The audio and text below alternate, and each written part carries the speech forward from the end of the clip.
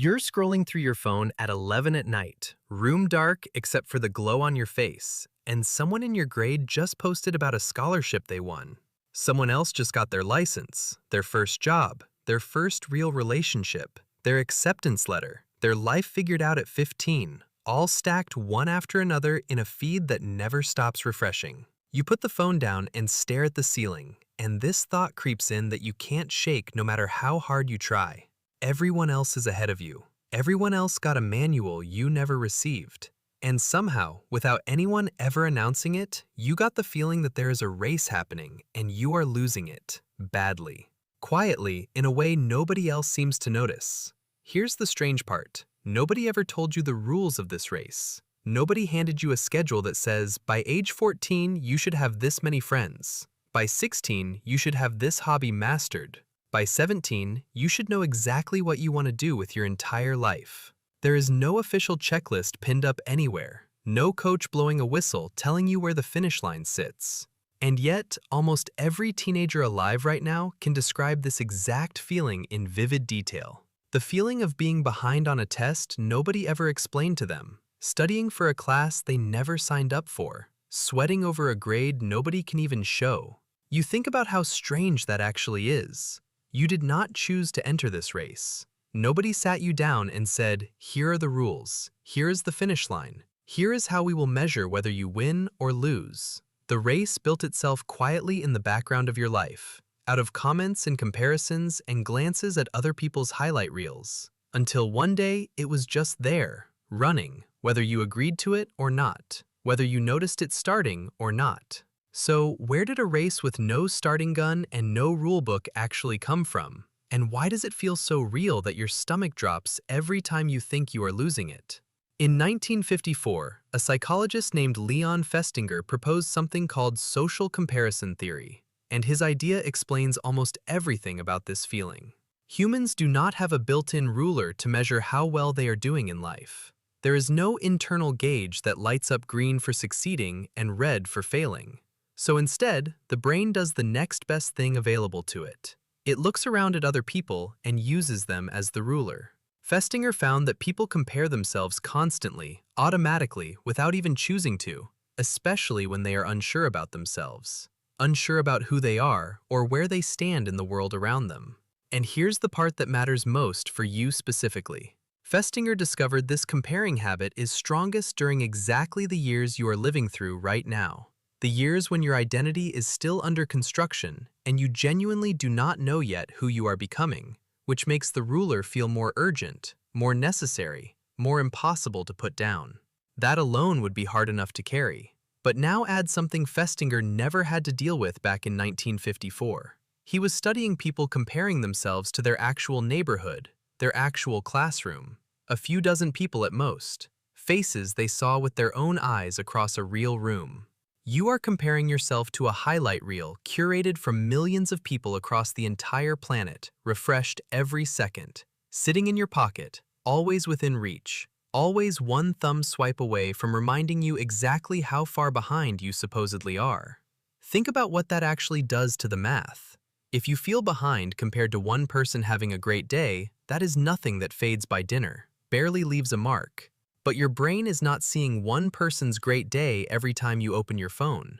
It stacks up hundreds of great days back to back, presented in a stream so smooth and constant, it starts to feel like this is simply what everyone your age is doing right now, all the time, except you sitting alone in the dark, scrolling through proof of your own failure.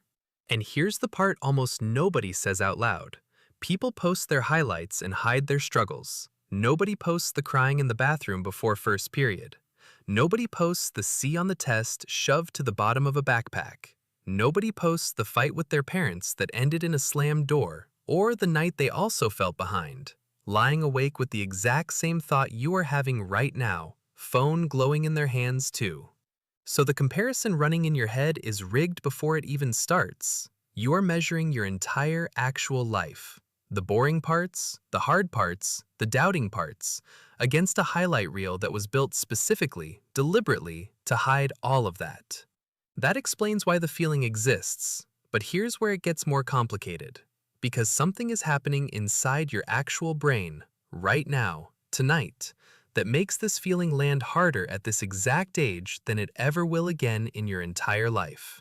Neuroscientists who study brain development have found that the part of your brain responsible for long-term planning and big-picture thinking, the prefrontal cortex, is one of the very last parts of the brain to finish developing, often not fully wrapping up until the mid-20s.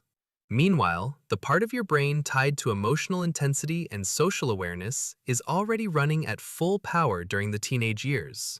Wide open, no dimmer switch, no volume control installed yet. What that means is you are feeling the emotional weight of falling behind at a volume turned all the way up, while the part of you that would normally step in and say, "Wait, this doesn't actually matter that much. Calm down, you have time," is still under construction, still wiring itself together piece by piece. You are not imagining that this feels bigger and heavier than it should. Biologically right now, it genuinely does feel bigger, because the exact tool built to add perspective has not finished being built yet, and won't for years. So now you have two things stacked directly on top of each other, pressing down at the same time. An ancient human habit of measuring yourself against others, and a brain still growing. The one tool that could calm that habit down. No wonder some nights it feels unbearable, like there is no way out of it, like the feeling itself is proof you are failing. But here's a discovery that flips the entire story upside down, something almost nobody talks about out loud. The people you are comparing yourself to, the ones who seem to have it all figured out, the ones whose posts make your chest tighten, are very often feeling exactly the same thing you are, at the exact same time about you. Psychologists call this pluralistic ignorance, when a group of people all privately feel the same insecurity, but publicly assume they are the only one who feels that way because everyone else looks so confident from the outside. Studies on teenagers specifically have found that most students believe their peers are more confident and more socially successful than they actually are, while those same peers privately report feeling far less sure of themselves than they appear to anyone watching. In other words, you are surrounded by people quietly assuming you have it figured out, while you are quietly assuming the exact same thing about them. Everyone is losing a race, nobody actually announced the rules to, and everyone thinks they are the only one who did not get the memo. Sitting alone with a phone, convinced they are the only one drowning. That is not just a comforting coincidence. It points to something much bigger about being human, something that stretches back long before phones, before feeds, before any of this existed. For almost all of human history, there was no way to see thousands of other people's lives at once. You knew your tribe, your village, your immediate world, and you measured yourself only against the handful of people you could actually see with your own eyes, people whose whole lives you understood. Not just the polished 5 seconds they chose to show you. That system, imperfect as it was, kept comparison at a manageable size, a size your brain was actually built to handle without buckling under the weight of it. What is happening now for your generation specifically has never happened to any humans before you. You are the first generation forced to measure yourselves against an audience of millions, updated constantly, while your brain is still running on ancient wiring built for a world of dozens. You are not weak for feeling behind. You are a human brain encountering a completely new kind of pressure that did not exist for any generation before yours. Using tools evolution never had time to prepare you for, because evolution moves in thousands of years, and your phone updates every second. So, where does that leave you? Staring at the ceiling at 11 at night, phone finally face down on the mattress. That heavy feeling still sitting in your chest like something with weight to it. The race you feel like you are losing was never a real race to begin with.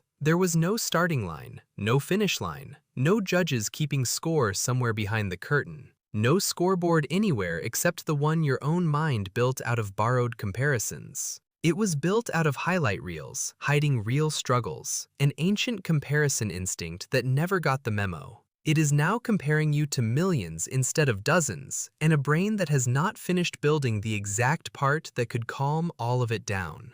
The people who look ahead of you are more often than not standing in their own dark room, wondering the exact same thing about you right now. At this exact hour, phone glowing in their hands too. Falling behind was never the real problem. The real problem was believing there was ever a race to begin with. And the moment you stop believing in the race, the finish line disappears, and so does the feeling of losing it. And what's left underneath is just you, exactly on time, exactly where you are supposed to be.